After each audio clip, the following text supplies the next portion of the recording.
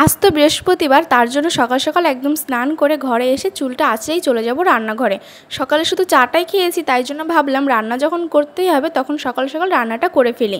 আর প্রথমেই বললাম বৃহস্পতিবার, তাই জন্য নিরামিষই রান্না হবে। আর আমার মনে হয় সকাল বেলাটা যদি একটু সেজেগুজে শুরু করি তাহলে আমার পুরো দিনটাই ভালো যাবে। তো যাই হোক, চলো এখন রান্নাঘরে যাই।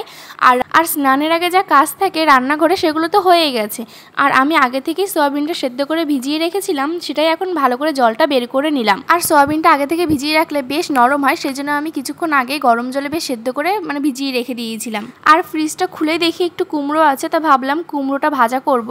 আসলে কুমড়ো ভাজা খেতে আমার বর ভীষণ ভালোবাসে, আর আমার জন্য একটা বেগুন ভাজা করব, সেই জন্য আর কি এগুলো কেটে নিচ্ছি। হচ্ছে একাদশী, সেই জন্য মাকে আমি আর কিছু বলিনি যে আমাকে একটু কেটে কুটে দাও। আসলে সেরকম কিছুই রান্না করব না, তাই জন্য আর কোনো কিছুই মাকে কেটে দিতে বলিনি, আমিই কেটে নিচ্ছি। আর সয়াবিনটা আমাদের অন্যদিন খাওয়া হয় না, শুধুমাত্র নিরামিষ দিনটাতেই খাওয়া হয়। আর এই নিরামিষ সয়াবিনটা আমি কীভাবে রান্না করব ভাবলাম চলো তোমাদের সাথে আজকে সেটাই শেয়ার করি। প্রথমে আমি সয়াবিনগুলো ভালো করে ভেজে নেব। তেল গরম হলেই সয়াবিনগুলো দিয়েছিলাম, তাও কেন জানি না কড়াইতে লেগে গেল। সয়াবিনটা ভালো করে ভাজা হয়ে গেলে আমি কুমড়ো ভাজাটা বসিয়ে দিয়েছি। আর ভাজাটা হতে হতে আমি সয়াবিন তরকারির জন্য একটা মশলা বানিয়ে নেব। তার জন্য আমি এখানে নিয়েছি জিরে, ধনে, কাঁচা লঙ্কা, আদা, চারমগজ আর কয়েকটা কাজু বাদাম। এগুলোকে ভালো করে পেস্ট করে নেব মিক্সারে। আর মাঝখানে আমি ডাল করব বলে ডালটা ভেজে সেদ্ধ করতে বসিয়ে দিয়েছি। এদিকে আমার কুমড়োটা ভাজাও হয়ে গেছে। এবার আমি তরকারিটা করার জন্য ফোড়নে দিয়েছি জিরে। এটা একটু পুড়ে যাওয়ার পর আমি এখানে যে মশলাটা করে রেখেছিলাম সেই মশলাটা দিয়ে ভালো করে আমি কষিয়ে নিয়েছি। আর হ্যাঁ, মাঝখানে দিয়েছিলাম নুন, হলুদ আর হচ্ছে কাশ্মীরি লঙ্কার গুঁড়ো। এবার ভালো করে কষিয়ে ভেজে রাখা আলু আর সয়াবিনটা দিয়ে দিয়েছি। সয়াবিন আর আলুটাও দেওয়ার পর আমি আরও একটু কষিয়ে নিলাম। কষিয়ে এবার পরিমাণ মতন জল দিয়ে দেবো। এই গরমে তো একদম রান্না করতে ইচ্ছা করে না, মনে হয় কখন রান্না হবে আর কখন ঘরে গিয়ে পাখার তলায় শুয়ে পড়বো। আমার তো সেটাই মনে হয়। তো দেখো, আমি আমার পরিমাণ মতন জল দিয়ে দিয়েছি আর তরকারিটার দিকে ফুটতে থাকুক। আর আমি ততক্ষণে কয়েকটা বাসন হয়েছে সেগুলোই মেজে নেব। জানো তো, এখন আমার একজনের কথা খুব মনে পড়ছে, সেটা হচ্ছে আমার মা।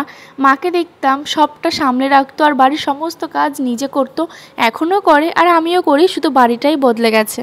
আর আমি যখন আমার মায়ের কাছে যাই তখন আমি চেষ্টা করি আমার মায়ের হাতে হাতে কিছুটা হোক করে দেওয়ার। মা অবশ্য করতে দিতে চায় না, কিন্তু আমি চেষ্টা করি মায়ের হাতে হাতে কিছুটা করে দিয়ে আসি, যেহেতু আগে করতাম না, সেই জন্য এই জিনিসগুলো এখন বিয়ের পর বুঝেছি। তো যাই হোক, দেখো তোমাদের সাথে কথা বলতে বলতে আমার বাসনগুলো মাজা হয়ে গেছে। আর মা এখানে আমার জন্য কেটে নিয়ে এসেছে অনেকগুলো শসা, তো সেইগুলোই আর কি খাচ্ছি। আসলে আমি একা না, সবাই খেয়েছে। আর আমি বললাম রেখে দাও, আমি বাসন কটা মেজে তারপরেই খাবো। আর প্রথমেই বললাম একাদশী, সেই জন্য আর মাকে কোনো কিছুই করতে দিইনি, বললাম আমি করে নিচ্ছি, তোমার আর কিছু করতে হবে না। আমার তরকারিটাও হয়ে গেছে আর সেটাই আমি ঢেলে নিচ্ছি। আর তরকারিটা একটু ঝালঝাল হয়েছিল, আমি চেখে দেখেছিলাম। আর অন্যদিকে ভাত বসিয়েছিলাম, সেটাও হয়ে গেল আর ভাতটাও উবুর করে নিচ্ছি। বিয়ের আগে আমি খুব কম রান্নাবান্না করতাম, আর যদিও করতাম ভাত করতে গেলে আমার দাদা ভাতের হাঁড়িটা উবুর করে দিত। এখন অবশ্য আমি নিজেই শিখে গেছি, এখন আর কাউকে করে দিতে হয় না। আর দেখো, যে বাসনগুলো ধুয়েছিলাম সেগুলো যেখানে থাকে সেখানে রেখে দিয়েছি। রান্নাঘরের জিনিসগুলো যদি গোছানো আর পরিষ্কার থাকে তাহলে আমার না খুব ভালো লাগে রান্না করতে।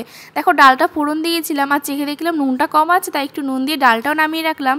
রান্না তো শেষ, আর কি রান্না করলাম সেটা তোমাদেরকে পরে দেখাচ্ছি। তার আগে রান্নাঘরটা জায়গাটা একটু পরিষ্কার করে নিলাম। আর দেখো কত সুন্দর লাগছে আমার রান্নাঘরটা এখন। এবার চলো তোমাদেরকে বলে দিই কি রান্না করলাম। তোমরা ভিডিও দেখেছো, তাও আমি বলে দিচ্ছি কি রান্না করেছি। দেখো, প্রথমেই করেছি এখানে গরম গরম ভাত, আর এই আলু ভাজাটা কিন্তু সকালের, তো আমি রেখেছি দুপুরে খেয়ে নেবো। আর এখানে করেছিলাম বেগুন ভাজা আর হচ্ছে কুমড়ো ভাজা। বেগুন ভাজাটা এক পিসই করেছি শুধুমাত্র আমার জন্য। আর এখানে অল্প একদম ডাল করেছি, মুগ ডাল, প্লেনই ডাল। আর তো সয়াবিনের তরকারি রয়েছে। এটাই হচ্ছে আজকে দুপুরের খাওয়া দাওয়া। যেহেতু আর তোমরা কি দিয়ে লাঞ্চ করলে সেটা অবশ্যই কমেন্টে বলো। আর লাস্টে কিন্তু পাঁপড়টাও ভেজেছিলাম। তো এত গরম লেগে গেছিলো, আমি একটু ঘরে গিয়ে একটু ফুটি খেয়েছিলাম। আর আজকের এই ছোট্ট মিনি ব্লগটি কেমন লাগলো তোমাদের সেটা অবশ্যই কমেন্টে বলো। দেখা হচ্ছে অন্য কোনো মিনি ব্লগে। যারা নতুন দেখছো প্লিজ আমার চ্যানেলটি সাবস্ক্রাইব করে দিও। টাটা।